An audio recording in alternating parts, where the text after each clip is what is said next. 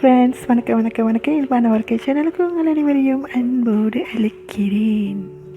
Friends, 2 சின்ன சைஸில் 2 சக்கரை வள்ளி கிழங்கு நான் எடுத்து வச்சுருக்கேன். ஃப்ரெண்ட்ஸ், இதை வச்சு நான் சுவையான ஒரு பொரியல் செஞ்சு காட்ட போகிறேன்.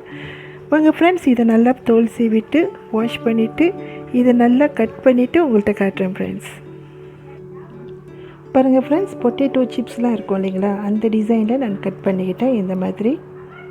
அடுத்ததாக ஒரு பெரிய வெங்காயம் இந்த மாதிரி வெட்டி வச்சுக்கிட்டேன் ஃப்ரெண்ட்ஸ். அப்புறம் 2 பல் பூண்டு, இதை நான் நல்லா இடிச்சிக்க போகிறேன், அதுக்காக நான் கட் பண்ணி வச்சுருக்கிறேன்.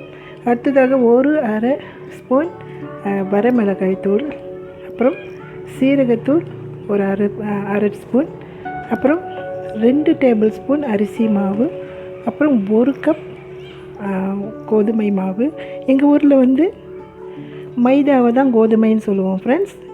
இது மைதா என்ற கோதுமை. அப்புறம் இந்த மாதிரி அரைச்ச காய்ந்த மிளகாய் பொடி கொஞ்சம், அப்புறம் தேவையான அளவுக்கு உப்பு. ஃப்ரெண்ட்ஸ், இவ்வளோ தான் ஃப்ரெண்ட்ஸ். ரொம்ப சிம்பிளாக இருக்கும், செம்மையாக இருக்கும் ஃப்ரெண்ட்ஸ். வாங்க ஃப்ரெண்ட்ஸ், நான் இதை இடித்து எடுத்துக்கிறேன். நான் ஏன் இடிச்சுக்கிறேன்னா, வெங்காயம் அப்புறம் பூண்டோட மனம் கொஞ்சம் தூக்கலாக இருக்கும் ஃப்ரெண்ட்ஸ், அதுக்காக தான் நான் இடிச்சுக்கிறேன். இடிச்சாச்சு ஃப்ரெண்ட்ஸ். நான் சக்கரை வள்ளி கிழங்கோடு இதை சேர்த்துக்கிட்டேன். அடுத்ததாக 2 டேபிள் ஸ்பூன் அரிசி மாவு, அப்புறம் 1 கப் மைதா, அப்புறம் அரை ஸ்பூன் சீரகத்தூள், அப்புறம் அரை ஸ்பூன் வரமிளகாய் தூள், சில்லி ஃபிலிக்ஸ் சொல்லுவாங்க இல்லைங்களா, அது சிறிதளவு போடுறேன் ஃப்ரெண்ட்ஸ், ரொம்ப போட வேணாம். சிறிதளவுக்கு சில்லி ஃபிலிக்ஸ், சிறிதளவுக்கு உப்பு.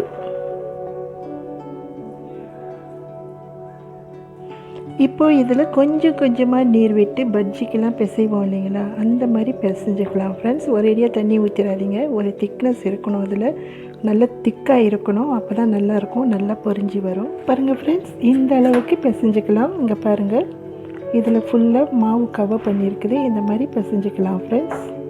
இப்போ நம்ம இதை பொரிச்சு எடுத்துக்கலாம். வாங்க.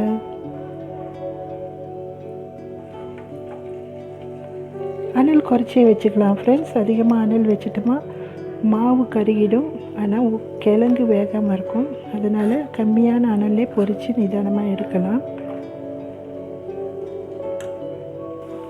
இது நல்லா பொரிஞ்சு வரட்டும் ஃப்ரெண்ட்ஸ்.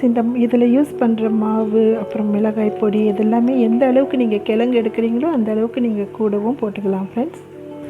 இது பொரியும் பொழுது நம்ம 2 பக்கமும் திருப்பி போட்டுக்கலாம் ஃப்ரெண்ட்ஸ். அப்போ தான் எல்லா பகுதியும் நல்லா வேகும். நான் வெங்காயமும் பூண்டும் இடித்தேன் இல்லைங்களா, அதோடு சேர்த்து நீங்கள் நெத்திலி கருவாடு மீன் அப்புறம் காய்ந்த இறால் கூட சேர்த்து இடிச்சுக்கலாம் ஃப்ரெண்ட்ஸ். அப்படி செஞ்சு சாப்பிட்டாலும் நல்லா வாசமாக இருக்கும், நல்லா மனமாக சுவையாக இருக்கும். இது சைவமாக, அது அசைவமாக. இது நல்லா பொரிஞ்சு வந்துருச்சு ஃப்ரெண்ட்ஸ். நான் இதை எடுத்துகிட்டு அடுத்தடுத்து எல்லாத்தையும் பொரிச்சுட்டு நான் உங்கள்கிட்ட காட்டுறேன். ஒரு பக்கம் கிழங்கு பஜ்ஜி பொரியுது ஃப்ரெண்ட்ஸ், ஒரு பக்கம் நம்ம என்ன பண்ணலாம், காஃபி கலக்கிக்கலாம். தாங்க முடியல ஃப்ரெண்ட்ஸ், தாங்க முடியல. ஒரு பக்கம் நம்ம சாப்பிடலான்னு நினைக்கிறேன் காஃபி கலக்கிட்டு. பாருங்கள் ஃப்ரெண்ட்ஸ், எவ்வளோ அழகாக இருக்குது. இது பார்க்க மட்டும் இல்லை, சாப்பிடவும் செம்மையாக இருக்கும் ஃப்ரெண்ட்ஸ். ரொம்ப கிறிஸ்பாக எம்மியாக இருக்கும். உங்களுக்கு பிடிச்சிருந்துச்சுன்னா உங்கள் வீட்டில் உள்ளவங்களுக்கு இது போல் செஞ்சு சந்தோஷப்படுத்துங்க.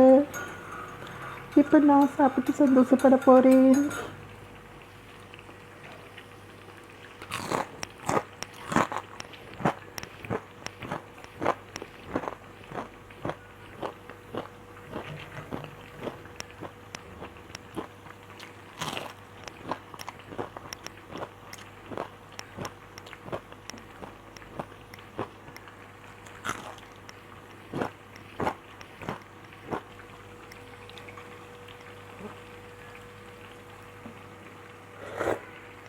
ரொம்ப சூடாக இருக்குது ஃப்ரெண்ட்ஸ், பிடிக்க முடியல.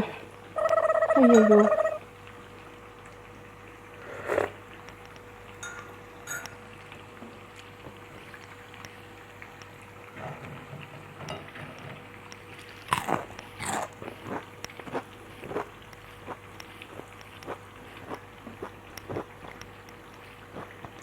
பாய்.